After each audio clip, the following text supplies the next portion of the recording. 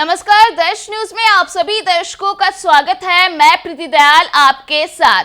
देखिए, पूर्णिया के निर्दलीय सांसद पप्पू यादव इन दिनों लगातार चर्चे में बने हुए हैं। जी हां, दरअसल पिछले दिनों जिस तरह से लॉरेंस बिश्नोई गैंग की ओर से पप्पू यादव को धमकियां दी जा रही है, जान से मारने की ऑडियो कॉल जो है वो लगातार वायरल हो रहे हैं, तो उसे लेकर के लगातार पप्पू यादव चर्चे में छाए हुए थे। लेकिन उन तमाम धमकियों के बीच जो पप्पू यादव का बेफिक्र बेखौफ वाला अंदाज है वो एक बार फिर से देखने के लिए मिला है।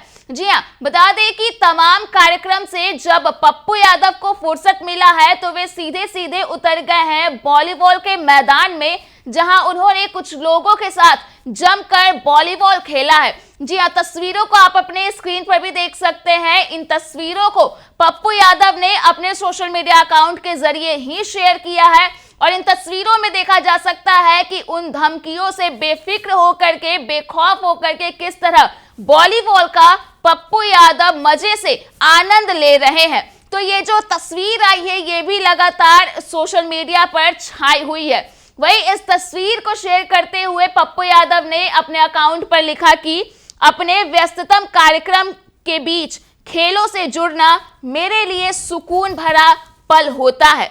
वॉलीबॉल हमेशा से मेरे पसंदीदा खेलों में से एक रहा है और आज इस खेल का आनंद लेकर खुद को तरोताजा महसूस किया। खेल न सिर्फ शारीरिक रूप से बल्कि मानसिक रूप से भी हमें मजबूत बनाता है। तो इस तरह से इस तस्वीर को शेयर करते हुए पप्पू यादव ने एक बड़ी अनोखी बात, एक बड़ी बात कह दी है। तो इस दौरान क्या कुछ पूरा वाकया हुआ है आप खुद भी देख लीजिए।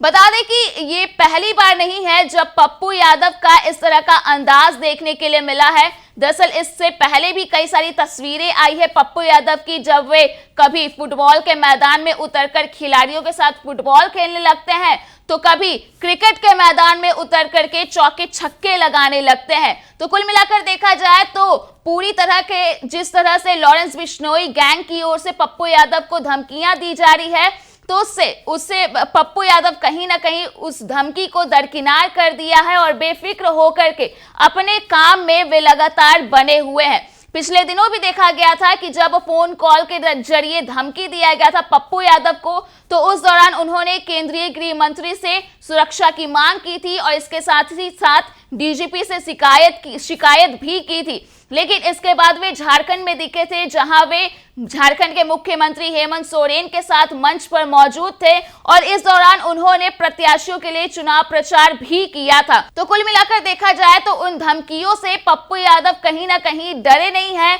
लेकिन और दूसरी ओर लगातार वे पूरी तरह से बेफिक्र होकर के जनता के हित के काम में लगातार बने हुए हैं। पिछले दिनों से कई सारी तस्वीरें भी पप्पू यादव के सामने आई है जिसमें देखा जा सकता है कि जनसंवाद के लिए पप्पू यादव निकल रहे हैं और लोगों के हित में जो पिछले दिनों से लगातार जो उनका काम है लोगों के बीच जाकर जनता से बातचीत करना, उनकी समस्याओं से रूबरू होना और उनका समाधान करना, तो वे लगातार अपने काम में लगे हुए हैं। हालांकि अब देखना दिलचस्प होगा कि जिस तरह से लॉरेंस बिश्नोई गैंग की ओर से पिछले दिनों से लगातार पप्पू यादव को धमकियां दी जा रही है तो आगे आने वाले दिनों में आखिर किस तरह की गतिविधियां होती है।